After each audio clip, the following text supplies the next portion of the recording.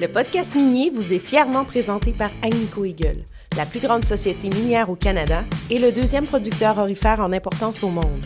Ensemble, on vous fait découvrir toute l'énergie, la passion et les coulisses fascinantes du monde minier.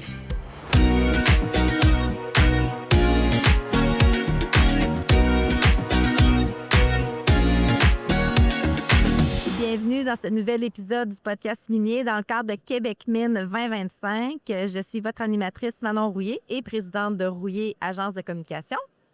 Mon invité aujourd'hui a probablement pas besoin d'introduction. Il est un acteur clé dans la compréhension et l'évolution du secteur minier au Québec. Il a travaillé directement au cœur des décisions qui encadrent l'industrie qui oriente son développement pour les prochaines décennies. Bienvenue à M. Jocelyn Douaret, directeur de la Direction des politiques minières. Alors, ça vient de changer récemment. C'est ça que je me suis dit. Oui, directeur général des politiques et du développement minier. Bienvenue au podcast. Merci. MRNF, on va quand même le dire. Exactement. On va quand même le dire. Oui, j'ai dit que vous n'aviez pas besoin d'introduction parce qu'à tout le monde, on devait se rencontrer quand on était à Rouen au congrès du NMQ. Oui. Puis depuis ce temps-là, je disais aux gens, je vais avoir M. Douaret au podcast minier. Ah, Manon, tu vas avoir Jocelyn. Il est tellement hot, il est tellement gentil, il a tellement un grand vécu. Fait que tout le monde me parlait beaucoup de vous, mais on se connaît pas vraiment. Exactement, oui, tout à fait. Fait que j'ai dit, c'est sûr qu'il n'y a pas besoin d'introduction. Puis... Oui, quand même. Mais vraiment, vous faites très, très bonne impression au sein de nos collègues du secteur minier. Avant de rentrer dans toute ma série de questions que j'ai pour vous, peut-être de revenir un peu sur, j'ai lu, sur votre background, sur quoi votre éducation, vous êtes arrivé au Québec, fait que peut-être je referai un petit retour. Tout à fait, mais brièvement, sans être trop bref quand même, mais c'est ça, je suis arrivé au Québec il y a 31 ans. Au départ, pour finir une formation en agronomie, agriculture. Donc, moi, je viens du secteur de l'ingénierie des techniques agricoles. Donc, ça, c'est mon point de départ. Et j'ai étudié à l'Université Laval dans une discipline peu connue qui s'appelle la malherbologie. C'est même pas une joke, c'est la science des mauvaises herbes.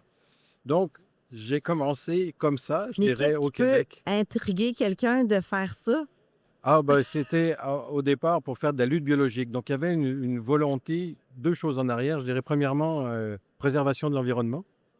C'était pour travailler au désherbage sans pesticides. Donc, on était complètement ailleurs pour encourager le développement de l'agriculture biologique. Donc, il y avait une vision environnementale.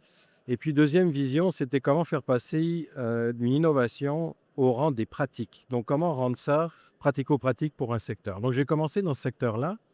Et puis, par la suite, j'ai été amené à faire différentes choses. J'ai dû faire mon service national. Je suis allé travailler en Slovaquie dans une ambassade de France. Donc là, j'ai eu une expérience, je dirais, de fonction publique que je n'avais jamais eue. Ce n'est pas quelque chose que je connaissais. Et ça m'a ouvert sur un paquet de secteurs. Et j'ai pu travailler d'ailleurs dans ces pays-là pour une compagnie basée à Sainte-Foy, que j'ai rencontrée d'ailleurs à Bratislava.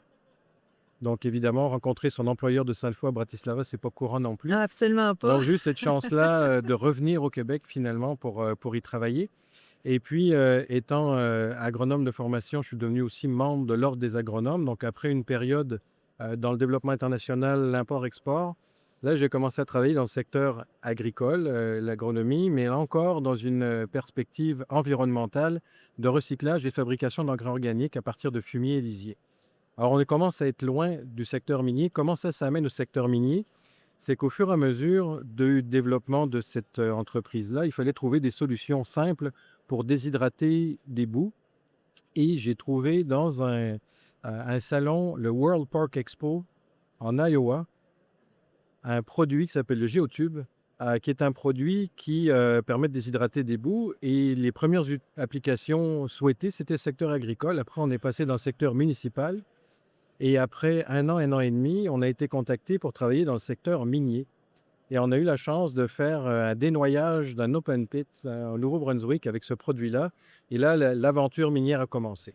Donc, on est parti d'un système simple pour déshydrater des boues à un système qui permet de filtrer des eaux, notamment des eaux minières. Et ça a été le début de l'aventure ensuite avec une entreprise de l'Abitibi bien connue que je ne peux pas nommer. C'est qui? Avec qui j'ai travaillé pendant près d'une dizaine d'années. Et ça a été, je dirais, mon initiation au secteur minier. Et là, j'ai eu la chance de connaître beaucoup d'acteurs qui sont effectivement encore toujours là dans le secteur minier québécois, l'écosystème minier, autant au niveau des sociétés minières que des fournisseurs et de l'écosystème d'innovation. Donc, j'ai eu la chance de connaître Groupe MISA à l'époque. J'ai eu la chance de bénéficier de certains programmes même du gouvernement. Donc, j'ai eu cette expérience-là qui m'a amené, je dirais, une vision globale du secteur. Et encore une fois, avec des acteurs qui, 15 ans plus tard, sont encore là. Donc, on a tous un peu vieilli, pas mal, mais on est tous encore là. Et des événements comme aujourd'hui, Québec Mine, ben, ça permet de reconnecter avec ces gens que je connais depuis très, très longtemps et avec qui j'ai eu l'habitude de travailler. Donc ça m'a amené à bien connaître le secteur minier. Et puis après un certain nombre d'années dans le secteur privé et la PME, j'ai eu l'occasion de rentrer à la Société du Plan Nord en 2016 avec une vision de développement économique nordique, développement économique régional, beaucoup basée quand même à l'époque sur l'activité minière, on s'entend, et de la Société du Plan Nord où je travaillais beaucoup avec le secteur minier, l'attraction d'investisseurs, les PME, les fournisseurs. Tranquillement, ça m'a amené à travailler sur la stratégie des minéraux critiques, le plan des minéraux critiques de 2020, où j'ai eu l'opportunité avec mes collègues actuels de rédiger le plan, de participer à sa mise en œuvre. Et puis, quelques années plus tard, donc 2023, je me suis retrouvé à gérer le plan. Et depuis là, c'est ce que je fais au ministère des Ressources naturelles et des Forêts. Puis là, le plan, c'est terminé. Le plan, c'était Oui. 2020 à 2025. Tout à fait. On en est où dans le prochain Alors, plan? le prochain plan est écrit. Je dirais qu'il a circulé auprès de tous les organismes, les ministères. Et puis, on espère qu'il puisse être annoncé soit à la fin de l'année ou au début de l'année prochaine, on verra. Mais on est prêt. On est prêt. Quand vous aviez j'ai fait partie de la rencontre qu'il y Oui. avait eu justement pour voir les retombées du premier plan, le côté positif. Qu'est-ce que vous alliez quand même vers les gens, c'était assez diversifié, les gens que vous avez tout à fait. invités autour de la table virtuelle pour venir commenter le plan, puis qu'est-ce que nous, on voyait Tout à en amélioration. J'ai adoré le Ben, processus. c'est un exercice qui est important de travailler avec l'ensemble des parties prenantes concernées pour s'assurer d'être en adéquation avec ce que le milieu vit. Nous, on peut avoir des perceptions. On est aussi proche qu'on peut du secteur, mais de l'entendre, je dirais, de la part des gens qui sont les acteurs du secteur, ben, c'est encore plus important. Donc, on veut un plan collé sur la réalité, collé sur les besoins, qui a pris conscience aussi, je dirais, des avancées des dernières années, des enjeux qui restent à répondre, parce qu'il faut répondre à des enjeux. Si on avait tout réglé en 5 ans, ça se saurait. Mais là, il y a encore du travail à faire, d'où l'intérêt de travailler sur une prochaine stratégie et d'en parler avec tout le monde aussi. Exactement. Tout à fait. Parlons un peu de la loi. Je sais que ce n'est pas nécessairement Non, non, tout à votre fait. dossier à vous, la loi sur les mines. Fait qu'on va en parler brièvement. Mais pour les gens qui écoutent, c'est pas. On en a parlé un peu avec. Je sais que l'AEMQ, Alain Poirier, est venu sur le podcast, il en a un peu parlé. Fait que tout le monde a des opinions différentes, Tout à fait. dépendamment. Est-ce que je fais partie de la population ou je fais partie du secteur minier? Est-ce que je suis une mine ou une compagnie d'exploration? Tout le monde a une vision différente par rapport à la loi sur les mines. La seule question pour moi, c'est les gens qui écoutent présentement, c'est quoi la loi sur les mines? Puis qu'est-ce qu'il faut en savoir? Ben, la loi sur les mines, au départ, il faut savoir que les mines, c'est de juridiction provinciale. Chaque province, chaque territoire a sa loi sur les mines, puisque c'est nous, comme province, comme gouvernement, qui gérons le développement du secteur minier, les permis d'exploration notamment, etc. Donc ça, il faut savoir que c'est un cadre important, un cadre réglementaire aussi, qui encadre le fonctionnement ou le développement du secteur minier, notamment au Québec, puisque là, on parle de la loi sur les mines du Québec. Ce qui est important de savoir dedans, c'est que, premièrement, par rapport aux citoyens, on essaye de faire, je dirais, la part des choses entre le besoin de développer des mines, mais aussi le besoin de cohabitation avec les autres usages du territoire. Et notamment, dans la loi sur les mines, on permet aux municipalités de désigner certains territoires incompatibles avec l'activité minière. Et c'est dans la loi aussi où le ministère doit accompagner ces MRC ou ces municipalités dans cet exercice-là. Donc, on a un devoir, je dirais, comme service public aussi, d'accompagner les collectivités locales dans leur compréhension et dans leur gestion du secteur minier. Ça, il faut le savoir aussi. Donc, ça, c'est le côté plus, je dirais, citoyen, c'est clair. D'un autre côté, on décrit aussi ce qu'on encadre dans le cadre de la loi. Puis la nouveauté dans la dernière mise à jour de la loi, qui date de novembre 2024, c'est d'avoir intégré non seulement l'extraction des matières primaires, mais aussi d'avoir intégré la notion d'économie circulaire. Et ça, c'est un changement de paradigme majeur, important, qui vient dire que finalement, il y a du cuivre, du zinc, du lithium, bref, nommons-les, minéraux, minerais, métaux, qui proviennent du sous-sol ou qui proviennent du recyclage ou de la valorisation des résidus. C'était déjà là pour la valorisation des résidus. Ben, ça tombe, je dirais, sous notre vision globale d'une gestion des ressources naturelles au Québec. Donc ça, c'est important. Puis une autre notion qu'on a introduite, c'est la notion de transformation. Transformation, ça veut dire valeur ajoutée. Donc traditionnellement, le Québec est un endroit où on extrait, on concentre, puis on exporte. Là, aujourd'hui, l'idée, c'est de développer de la richesse avec ces ressources-là, de saisir l'opportunité justement de la transition énergétique et des minéraux critiques qui deviennent indispensables à nos vies pour non seulement les extraire, mais les transformer, les surtransformer, éventuellement les recycler, d'où la notion d'économie circulaire. Donc la loi, elle est venue préciser une vision, une volonté de développer, mais de développer sur l'ensemble de la chaîne. Donc ça, c'est important de le savoir. Puis la loi, ben, elle précise plein de choses aussi au niveau de la façon d'autoriser, par exemple, un bail minier. Souvent, les gens vont ignorer que depuis 2013, pour ouvrir une mine au Québec, il faut avoir réalisé un plan de restauration, l'avoir fait approuver, mais aussi avoir provisionné les crédits, l'argent qui va être nécessaire pour la restauration et l'avoir mis de côté avant quasiment le début de l'exploitation d'une mine. Donc ça aussi, c'est des choses qui ne sont pas connues, mais c'est important, je dirais, pour la population en général de savoir que, contrairement à ce qu'on a pu lire dans certains médias, c'est encadré. C'est encadré, oui, par le ministère de l'Environnement pour les aspects environnementaux, mais pour le développement minier, c'est la loi sur les mines. Il y a plein de choses à l'intérieur qui font en sorte qu'aujourd'hui, le Québec est reconnu, oui, comme une juridiction où développer une mine, c'est encadré. On a des hauts standards environnementaux, sociaux, de gouvernance, et ça fait aussi partie de notre valeur à l'échelle internationale. Qu'est-ce qui est peut-être moins bien compris, justement, de la loi sur les mines, peut-être par rapport au secteur minier face à la loi? Sentez-vous qu'il y a peut-être des Ouais. mécompréhensions? Oui, certainement. Je dirais qu'on sait qu'on a un travail à faire de vulgariser la loi, l'encadrement auprès, évidemment, de la population en général, des communautés qui vont accueillir ou qui accueillent des projets miniers, mais au niveau je dirais, des partenaires du secteur minier, des parties prenantes, là aussi, il faut expliquer pourquoi ça a été fait. Il y a eu des périodes de consultation, évidemment, avec la loi, avant que la loi soit acceptée. Il y a eu des périodes ensuite où on a expliqué, mais c'est toujours important de répéter à quoi ça sert, pourquoi ça a été fait, de revenir, je dirais, aux fondamentaux pour mieux faire comprendre pourquoi on en est arrivé là, puis quels en sont les avantages. Alors, c'est sûr qu'il y a toujours des désavantages et des avantages, mais notre objectif à nous, c'est de faire ressortir les avantages d'une loi. Et ça, c'est un travail qui est fait par le ministère des Ressources naturelles. On parlait justement de tout ce qui est la loi, la mécompréhension peut-être par rapport aux communautés, puis le secteur minier, c'est tellement, vous l'avez dit, c'est tellement encadré. Nous, comme agence, oui, on travaille avec le secteur minier, mais on travaille avec d'autres secteurs, le naval, le forestier et autres, mais on n'arrête pas de le dire, même en lien avec la santé, sécurité, l'encadrement qu'on a, la loi, tout en lien avec l'environnement. Puis quand des nouveaux employés arrivent chez Rouillé, on fait Mining 101. On fait notre... Puis on fait comprendre ce que vous avez mentionné, la loi. Il faut avoir l'argent pour la fermeture de la mine. Il faut l'avoir.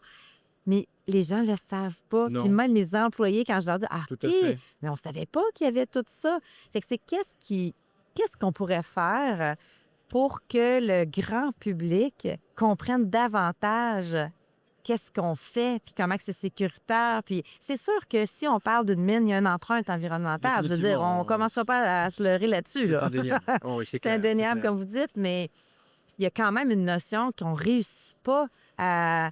Je regardais l'aéronautique, par exemple. Tu sais, comme c'est bien vu, Oui, tout à l'aéronautique. fait. C'est une fierté québécoise. Absolument. Qu'est-ce qui fait qu'on n'arrive pas à faire ça avec le secteur minier? Je crois souvent le secteur minier, il se fait loin des grands centres, pour la plupart. Donc, je dirais là où la majorité de la population vit, c'est là où il y a peu ou plus de mines, parce qu'il y en a eu. Le développement minier du Québec, il a commencé par le sud. les premières mines commerciales, elles sont apparues en Estrie, en Montérégie, je veux dire Chaudière-Appalaches. Puis après, tranquillement, ben, le secteur minier a pris l'ampleur du potentiel de son territoire. Puis le développement minier québécois, ben, ça a été le développement du Québec tout court. On est monté dans l'histoire vers le nord. Alors le nord, pendant longtemps, ça a été avec le Curie-Labelle, on était à Laval. Donc là, on est au nord de Laval. Puis après, ça a été l'Abitibi. Puis ensuite, on est arrivé en Irish-James, qui était comme un prolongement de l'Abitibi. Et puis, après, on a parlé du nord québécois. Là, on est monté, on voit le Nunavik. Puis sur la côte nord, c'est pareil. Il y a eu une progression dans le développement, je dirais, de l'appropriation du territoire. Donc, ce qui fait qu'on a oublié souvent, à l'échelle de la population du Québec, qu'on avait un nord et que le développement du Québec, il s'est fait avec le temps du sud vers le nord. Donc ça, c'est quelque chose qui est très peu enseigné, voire pas du tout. Donc déjà en partant, en n'ayant pas conscience de son nord et de pourquoi et comment le nord s'est développé, je dirais, il y a une partie de l'histoire du Québec qui est négligée et ça a été le développement de l'exploitation des ressources naturelles. Alors oui, la forêt et les mines et par la suite l'hydroélectricité, une belle combinaison de tout ça pour faire des régions qu'on connaît aujourd'hui. Et ça, cette vision du développement minier dans une perspective historique, elle n'est pas là. Agnico Eagle est fier de présenter le podcast minier. Avec cet engagement, on poursuit notre mission. Faire briller l'industrie minière, mettre en valeur son savoir-faire, ses talents, sa relève et ses retombées positives dans nos communautés. Parenthèse, M. Douaret, l'année passée, au congrès de l'Association minière du Québec Oui. à Saint-Sauveur, Oui. il y avait le maire de Magog Oui. qui était là. Puis j'espère que c'est ça, c'est vraiment lui que je parle. Puis il disait, c'est sûr que en lien avec le secteur minier, puis Magog, il dit, on a oublié, mais il y avait une histoire. il y avait une Absolument. histoire à Magog, il y avait une histoire en Estrie. Mais il Oui. dit, aujourd'hui, la porte est fermée, puis ça va être très difficile. Si vous voulez revenir Ah, ça va être vers complexe. l'Estrie, ça va être très, très complexe. Puis il parlait, mais moi, je ne savais pas non plus que ça partait du sud, puis il parlait de ça. Je me disais, mais ces gens-là, est-ce qu'ils savent? Tu sais, quand même, il y avait des travaux qui se Absolument. faisaient sur le territoire Puis de il l'Estrie y a avant. encore des municipalités au Québec qui s'appellent Saint-quelque-chose-les-Mines. Mais les gens ne savent pas pourquoi, pas plus le nom du Saint que le nom de pourquoi les mines, alors qu'en réalité, il y a eu des mines, il y a eu des forges aussi, le fort du Saint-Maurice, etc. Donc, je dirais qu'il ne faut pas oublier non plus tout cet historique-là, ce patrimoine, et puis cette richesse collective qui a tranquillement fait développer le Québec et le fait développer encore plus au nord. Et puis, si on regarde des citations des années 70 et 80, on parlait déjà de la région Irish-James comme étant le prochain Eldorado quasiment. Donc ça, c'est des choses qui ont été citées. Et puis si on fait le tour du Parlement de Québec aujourd'hui, de l'Assemblée nationale, ben, il y a certaines citations qui sont inscrites dans les jardins et il y a une plaque qui mentionne justement cette vision à l'époque, dans les années 70, du développement du Nord. Donc ça existe. C'est devenu un élément de patrimoine. Les gens passent devant, mais ne le lisent pas et ne le comprennent peut-être pas Ils non ne plus. comprennent pas. Peut-être qu'ils lisent, mais ils ne comprennent Donc peut-être là, pas. on a un travail, je dirais, de remettre les mines à l'honneur, je dirais, dans le cadre d'une perspective historique de développement du Québec, ça c'est sûr. Puis sinon, de façon plus concrète, effectivement, essayer d'en parler à toute la population, c'est une bonne chose, il faut le faire. Mais je dirais de façon plus ciblée, et on l'a vu dans les consultations qu'on a faites ou dans le travail qui avait été fait de l'initiative pour le développement harmonieux du secteur minier. Il y a une grande consultation qui avait été lancée et on avait vu que les communautés d'accueil souhaitaient en savoir plus. Puis les communautés d'accueil, c'est qui? Bien évidemment, en premier lieu, c'est les communautés autochtones, mais aussi les municipalités. Alors, de travailler, je dirais, en étroite collaboration avec les milieux d'accueil, de pouvoir leur expliquer, parce que ce qui s'explique se comprend, mais là aussi, c'est des choses qui pourraient être faites. Donc, à la fois, il y a un volet, je dirais, pédagogique à l'échelle de l'éducation nationale, et puis il y a aussi aujourd'hui, de façon plus concrète et rapide, de pouvoir travailler avec les communautés d'accueil pour expliquer ce qu'est une mine, les étapes aussi de l'exploration jusqu'à éventuellement une mine, parce qu'on sait que tous les projets d'exploration ne deviendront pas une mine, et puis d'expliquer aussi l'après-mine. Je pense qu'il faut être clair aussi et transparent là-dessus. Mais tout ce cheminement-là, ce qu'on appelle le processus de développement minier, est peu connu. Donc, on a un travail, nous, de publicisation, de le publiciser. Ça existe sur certains sites web, mais ce n'est pas parce que c'est sur le web que les gens vont le voir. Donc là, on a un travail aussi de communication important à réaliser à ce niveau-là. Et puis, je dirais que dans un premier temps, surtout avec les communautés d'accueil. Mais ça peut être vrai aussi pour des municipalités en Abitibi qui vivent du secteur minier, qui le voient au quotidien, mais qui n'ont peut-être pas non plus une vision globale de l'exploration jusqu'à la Absolument. restauration. Il y a des gens qui connaissent bien l'enjeu de restauration, si on parle à des communautés autour de Thetford Mines et puis Val-des-Sources aujourd'hui. Ils ont vécu du secteur minier, puis là aujourd'hui, ils vivent l'après-mine. Mais il y a des enseignements aussi à tirer, puis il y a des expériences qui peuvent être partagées aussi avec d'autres municipalités. Donc, il y a un travail à faire, je dirais, au niveau, grosso modo, je dirais, des communautés d'accueil au sens là. J'ajouterais à ce travail-là peut-être la carte dans les écoles. Puis je m'excuse à l'audience que j'en parle quand même assez souvent, mais tu sais, moi, mes 2 filles, j'en ai une au cégep, une à l'université, puis dans leur choix de carrière, autant avec le conseiller en orientation de Oui. l'école qu'au privé, parce qu'il était vraiment perdu. Oui, oui. Qu'on en ait quelqu'un au privé, mais jamais le secteur minier est ressorti. Nous, autour de la table, on en parle. Oui. J'ai pas des filles qui ont décidé de choisir le secteur minier, mais jamais que ça a été proposé. Puis je me dis, on est à Québec, je peux peut-être Oui, oui. comprendre, mais quand même, et comment qu'on fait pour en arriver à ce que les conseillers en orientation soient un petit peu Ben, plus... il faut savoir que déjà au Québec, on a 2 organisations qui travaillent à ça. C'est l'Institut national des mines Absolument. du Québec, qui est basé à Val-d'Or, qui travaille à l'adaptation des programmes. Donc évidemment, quand des programmes sont adaptés, il faut les communiquer. Ils le font très bien. Puis de l'autre côté, il y a le comité sectoriel main-d'œuvre du secteur minier, donc le CSC Momine. Oui, c'est mes 2 clients. Exactement. Et CSC Momine, notamment en collaboration avec les partenaires, travaille auprès des conseillers en orientation pour justement les amener à comprendre et à savoir que ces carrières-là, elles existent, sans jeu de mots, et puis qu'aujourd'hui, travailler dans une mine, ce n'est pas l'image qu'on peut avoir qui fait partie de l'imaginaire collectif. Et qu'au contraire, c'est des emplois, bon, premièrement rémunérateurs, oui, mais c'est passionnant. C'est de la haute technologie aujourd'hui. C'est contribuer au développement du Québec de façon générale, mais c'est des emplois vraiment intéressants. Et il y a des emplois qui se font à partir de la surface. C'est des emplois de moins en moins physiques, et tant mieux d'ailleurs. Il y a une ouverture aussi avec des publics cibles, je dirais, des gens qui peuvent travailler dans les mines, qui n'auraient jamais pensé travailler dans les mines. Aujourd'hui, en étant capable de piloter des équipements à distance, à partir d'une salle en surface, qui pourrait même être située à proximité ou autour, il y a peut-être des gens qui aujourd'hui n'ont pas la mobilité nécessaire pour descendre dans la mine, mais qui pourraient quand même conduire à distance, piloter toutes sortes d'équipements et faire fonctionner des choses dans une grande salle de contrôle. Donc ça, c'est un travail aussi qu'on fait. On a commencé dans le cadre du plan précédent avec l'Institut national des mines, le CSC Momine, plusieurs ministères impliqués, Société du Plan Nord, pour pouvoir travailler ensemble sur une sensibilisation au secteur minier au sens large, pour pouvoir avoir des gens qui viennent se former et des formations bien sûr adaptées aux nouvelles réalités minières et aux nouveaux minéraux. Donc c'est une initiative qu'on mène, qu'on va continuer à mener avec nos partenaires que sont principalement l'Institut national des mines et le CSMO. Et je tiens à dire que plusieurs ministères de l'éducation, services...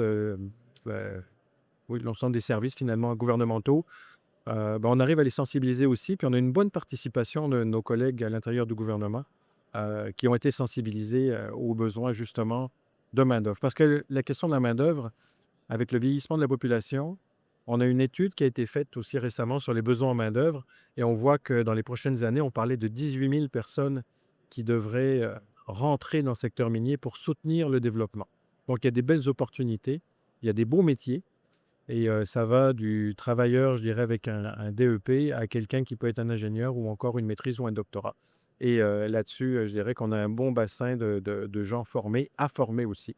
Mais on n'est pas les seuls à le vivre. Hein. Ah non, absolument pas. Mais je pense aussi que le 18 000 n'arrivera pas d'un coup. C'est sur quelques années pour ne pas faire peur aux gens. Non. On va continuer à rouler, là. Oui, absolument. Non, tout à fait. On n'a pas besoin de 18 000 après-demain, là, mais c'est après-demain. Oui, exact. Et on a le temps de s'y préparer, mais c'est ça qui est bien dans ces études prospectives-là, c'est que ça nous donne des informations et ça nous oriente sur la préparation pour la suite. Donc, c'est vraiment important. On a parlé des municipalités, Oui. de l'éducation, puis il y a un point qu'on avait parlé ensemble, que j'avais regardé un peu plus, c'était que vous aviez, quand on s'était parlé, je cherche juste mes notes pour être sûre que je dise la bonne chose, mais vous arriviez, je pense, de la zone d'innovation des semi-conducteurs à Bromont. Oui. Ce que vous me disiez, c'est que une chose que vous faisiez, c'est d'aller vers les grappes, puis d'aller vers Oui, ces zones tout d'innovation-là, à parce fait. qu'il y a des choses peut-être qui peuvent être faites entre des partenariats ou que l'aéronautique, j'en ai parlé Absolument. tantôt, est-ce que eux ou les semi-conducteurs, est-ce qu'il y a des choses que le secteur, qui connaissent pas le secteur minier, y a-t-il j'allais dire des connexions Oui, qui peuvent être faites, tout mais à fait. Il y a ça des, m'a... effectivement, il y a des ponts à établir. Puis d'ailleurs, Quelle mauvaise question. c'était le, non, non, c'est une, comment est-ce qu'on établit la connexion entre le producteur minier et l'utilisation finale? Et ça a été l'objet d'ailleurs d'un panel que j'ai animé tout à l'heure. Ah, pour vrai? Ah, Effectivement. j'aurais dû aller l'écouter. Et on avait sur le panel à la fois Prima, donc qui est un RSRI, donc un réseau de recherche intégré, qui travaille sur les matériaux avancés. On avait un professeur de l'Université de Montréal qui travaille sur l'accélérateur de transition. On avait quelqu'un d'un centre collégial de transfert technologique, Energica, dans le secteur des énergies renouvelables, donc pas juste les batteries, mais la production d'énergie renouvelable. Et on avait quelqu'un du centre de recherche de Valcartier dans la défense. Donc, on voit qu'il y a plusieurs secteurs. Et si on prend les semi-conducteurs, pour fonctionner, ont besoin de minéraux critiques et stratégiques. Et ils doivent aujourd'hui avoir des sources sûres d'approvisionnement, sécuritaires, dans le sens où on sait qu'on va en avoir, et puis de qualité. Et souvent, ces producteurs-là ne savaient pas qu'au Québec, on pouvait produire des éléments qui sont utilisés dans les semi-conducteurs. À l'inverse, certaines sociétés minières ont des produits qui sont en train de développer, parce que c'est des nouveaux projets, qui sont utilisables dans les semi-conducteurs, mais ils ne savent pas à qui s'adresser. Donc notre rôle à nous, ministère des Ressources naturelles, et principalement dans mon équipe, ça va être de connecter les gens qui en ont besoin avec les gens qui en produisent. Alors on peut se dire, un semi-conducteur, on est loin de la mine, sauf qu'aujourd'hui, on raisonne en termes de filière, et de pouvoir mettre en place de la transformation et toutes les étapes de transformation au Québec. Ça, c'est un objectif qui est visé, c'est un objectif gouvernemental de créer de la richesse avec nos minéraux. Mais encore faut-il que ces gens-là se parlent et se connectent. Et ça, c'est notre rôle à nous. Et d'ailleurs, dans le cadre du panel qui était organisé par le réseau de recherche MCS, ben, c'est un de ses rôles aussi de nous appuyer dans cette mission-là, de connecter l'ensemble des acteurs d'écosystème et de s'assurer qu'un fabricant de semi-conducteurs à Bromont, parce que c'est là qu'il y a les zones d'innovation, Oui. connaissent éventuellement une possibilité de se fournir au Québec, de s'assurer qu'il y ait ensuite, tout au long de la chaîne, que le produit au Québec, concentré au Québec, soit transformé. Après, il y a peut-être des éléments de la chaîne qui vont se faire ailleurs au Canada ou peut-être ailleurs dans le monde avec nos partenaires, mais qui reviendront à Bromont en finalité pour se faire produire. Donc là, c'est vraiment l'importance de connecter nos deux richesses, c'est-à-dire la capacité industrielle du Québec, la capacité d'innovation et sa capacité à produire des matières premières. Et c'est d'avoir cette vision-là à l'échelle de la province qui nous permet, je dirais, de dire on va créer de la richesse avec une vision globale. Vous parlez des semi-conducteurs, mais il y a d'autres zones Ah, d'innovation effectivement. là, qu'on pourrait introduire le secteur minier. Que ce soit l'aéronautique, le quantique. Le quantique, on en parle beaucoup. L'intelligence artificielle, oui, mais concrètement, l'intelligence artificielle, il faut qu'elle soit abritée quelque part. Et ce quelque part, ben, il y a besoin de minéraux critiques et stratégiques. Aéronautique, évidemment, l'exemple est flagrant. Puis d'autres secteurs. Donc, on a énormément de potentiel. Et puis, de le garder, et puis de garder cette valeur ajoutée le plus longtemps possible au Québec pour s'assurer d'en tirer le maximum et pas simplement de l'extraction. Le... Vous arriviez de... Là, ça fait un moment, mais Oui, je sais que vous voyagez quand même. Je ne sais pas si je me souviens plus, c'était Bruxelles ou Allemagne. Vous arrivez d'une foire là-bas, mais il y a aussi le côté de faire rayonner le Québec à oui, l'international. tout à Puis vous fait. me disiez, on est bien vu, notre savoir est partout. J'avais Exactement. Jean-Marc Lulin au podcast Absolument. minier Tout à fait. hier. Puis c'est ça qu'il disait, Jean-Marc. Il dit, on est reconnu, même, il parlait des foreurs. Oui, Il dit, le forage, les foreurs sont reconnus partout dans le monde. C'est quelque chose au Québec qu'on doit être fier. Je trouvais ça le fun. Il l'a pas effectivement. dit ses zones, il l'a dit après, puis je me dis, on aurait pu le dire ses zones avec. Mais c'est vrai. Mais, C'est vrai. fait que Ben, vous. effectivement, puis on est reconnu. J'étais effectivement à représenter le Québec avec d'autres collègues et avec l'appui de la délégation du Québec à Bruxelles d'ailleurs, dans un événement européen qui s'appelle Raw Materials Summit. Et là, on était appelé à témoigner devant, je dirais, les pays européens, ils sont quand même 27, de l'expertise et de l'expérience québécoise parce qu'on est reconnu. Et on a eu l'opportunité de présenter notre savoir-faire, oui, au niveau technologie, capacité, mais aussi formation. l'Institut national des mines était là aussi pour promouvoir ce savoir-faire-là. Et on est à ce moment-là, au niveau international, sur une scène avec le Chili, avec le Groenland, et il y avait des représentants de l'Ukraine. Tout ça pour dire que le Québec était la seule représentation nord-américaine et même canadienne à avoir une visibilité au sein de la Commission européenne parce qu'on a su faire reconnaître nos capacités parce qu'elles sont basées sur du réel et sur du concret. Donc oui, on fait rayonner le Québec en Europe. On a récemment organisé aussi avec nos collègues d'Investissement Québec International et le ministère des Relations internationales une mission d'entreprise junior en Corée du Sud et au Japon. Ah oui, je l'ai vu, Voilà, j'ai vu pour ça passer, oui. rencontrer des investisseurs, mais aussi des utilisateurs de minéraux critiques et stratégiques, parce que là encore, la qualité de notre production, la diversité de la production québécoise et surtout, je dirais, notre habilité à être un partenaire fiable est reconnue aujourd'hui à l'international. Et on continue à faire ces démarches-là parce qu'elles sont nécessaires. Le secteur minier, annuellement, c'est 6 milliards d'investissements au Québec. On est 9 millions de personnes. Ça ne peut pas venir juste de nous. Ça doit venir de partenaires en qui nous aussi on a confiance et qui ont confiance en nous pour soutenir ce développement-là, amener de la valeur ajoutée au Québec. Et évidemment, au Québec, on ne pourra pas consommer tout ce qu'on va produire, mais on est dans un écosystème de produits, de pays, notamment les pays du G7, dans lequel on a besoin les uns des autres. Alors, nous, on a cette position-là, on est reconnu et notre fiabilité, notre production éthique, notre vision aussi d'un développement durable dans le secteur minier, c'est ça qui nous est reconnu et c'est là-dessus qu'on table.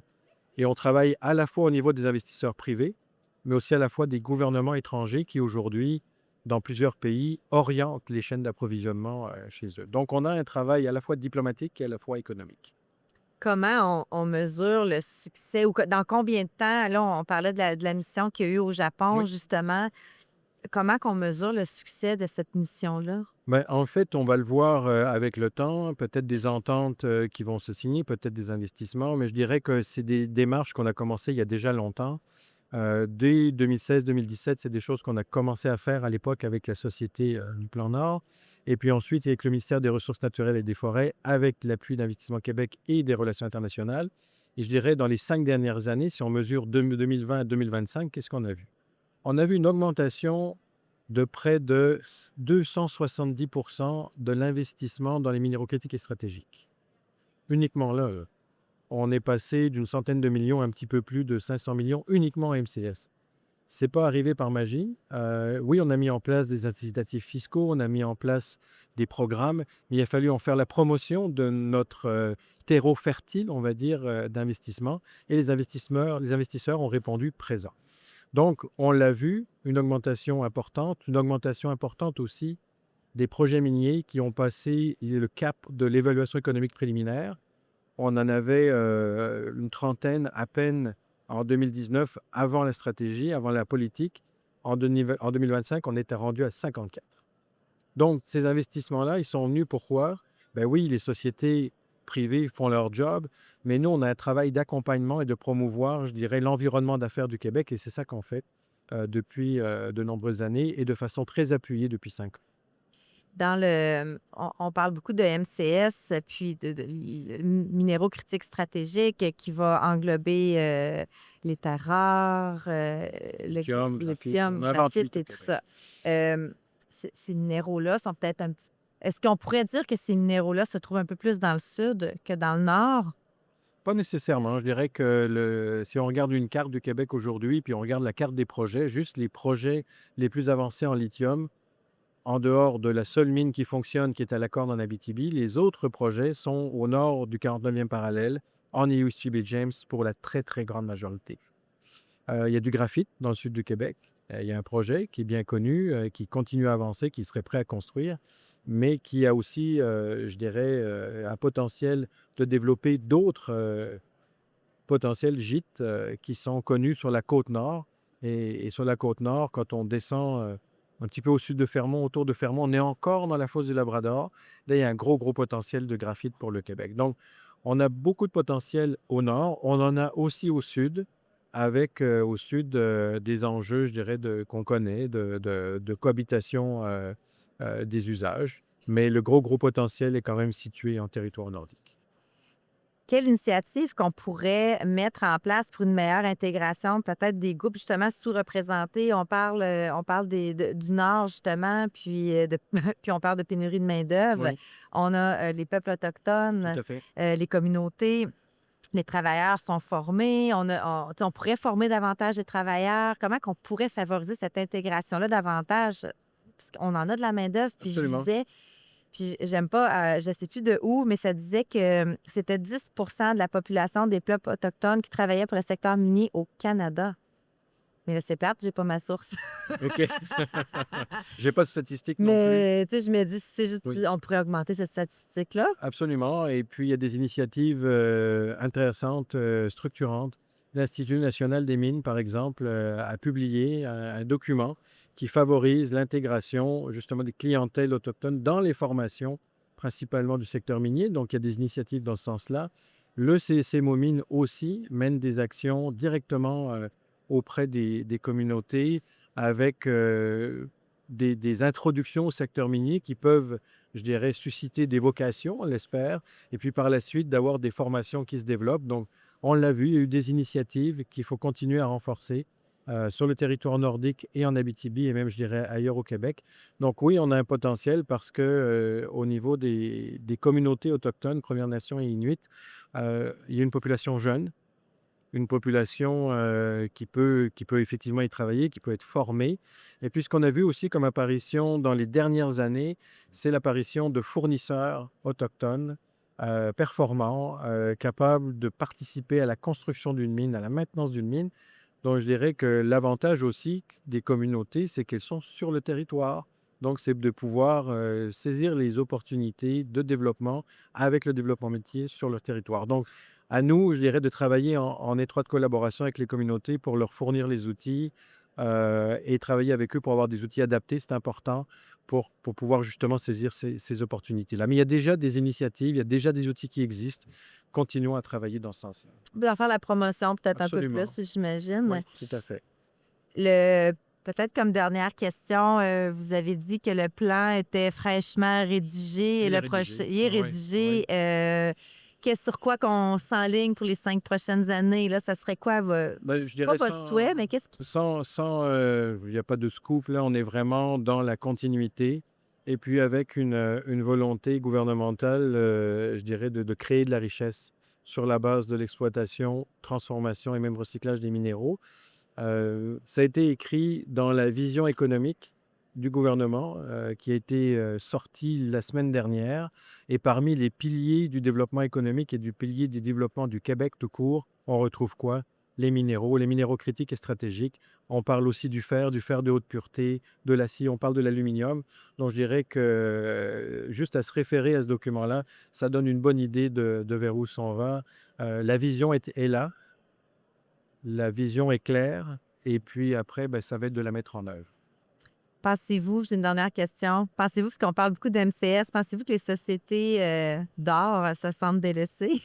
Alors, effectivement, on l'entend, mais en même temps, je dirais que tout ce qu'on fait pour le développement des MCS, c'est aussi dans une vision globale de développement minier.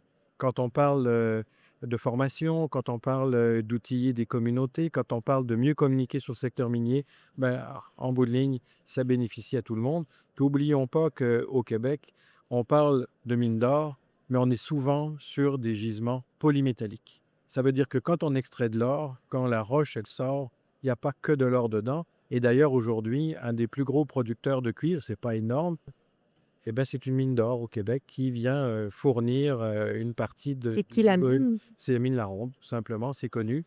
Puis quand on regarde, chaque année, on publie les redevances qui sont payées par les mines en opération et on publie les quantités de produits qui sont sortis et qui sont commercialisés. Et on regarde les mines d'or, on regarde les mines de nickel, etc. Mais pour les mines d'or, vous allez voir qu'il n'y a pas que l'or sur lequel les mines payent des redevances. Elles vont payer notamment pour du cuivre, pour du zinc, pour certains produits qui sont là et qui nous permettent de dire qu'on produit déjà des minéraux critiques parce qu'on extrait de la roche. On extrait de l'or, oui, mais le reste vient avec. Monsieur Douarèche, vraiment, j'ai adoré l'entrevue plaisir. avec vous. Ça fait longtemps que je voulais vous parler. Puis je pense que ça l'a amené beaucoup d'informations aussi pour les gens qui écoutent. Puis c'était très intéressant. Ça fait plaisir. Chaque fois qu'on peut parler des minéraux, on le fait. Et puis, c'est un secteur tellement motivant. Vous êtes passionné. Passionné. Puis j'espère qu'il y aura d'autres passionnés, mais il y en a déjà d'autres dans nos équipes, dans le ministère. Je pense que c'est ce dans qui le regroupe gouvernement. tout ce secteur, Absolument. le secteur minier, tous les intervenants. C'est une passion, puis il y a quelque chose qui nous unit tous ensemble. Là, fait que c'est beau à Effectivement. voir. Puis on le Ouais. voit dans des congrès comme ça aussi. là. Absolument. À la réussite, aujourd'hui, je pense que c'est plus de 2500 ou pas loin de Vous n'avez pas eu les 2500 chiffres inscrits. encore? Le nombre de sessions augmente d'année en année. D'ailleurs, parfois, il faut le réduire. Puis le nombre d'exposants a encore augmenté. Donc, il y a un engouement, il y a une passion. Puis aujourd'hui, la situation géopolitique telle qu'elle est remet quand même les minéraux au cœur des discussions. Merci beaucoup. Merci. Faire entendre une industrie qui nous est chère. Voilà le cœur de ce projet qu'on porte avec Agnico Eagle. Ensemble, on démystifie, partage et rend possible cet univers qui nous passionne. Et l'aventure continue. On se retrouve dans le prochain épisode.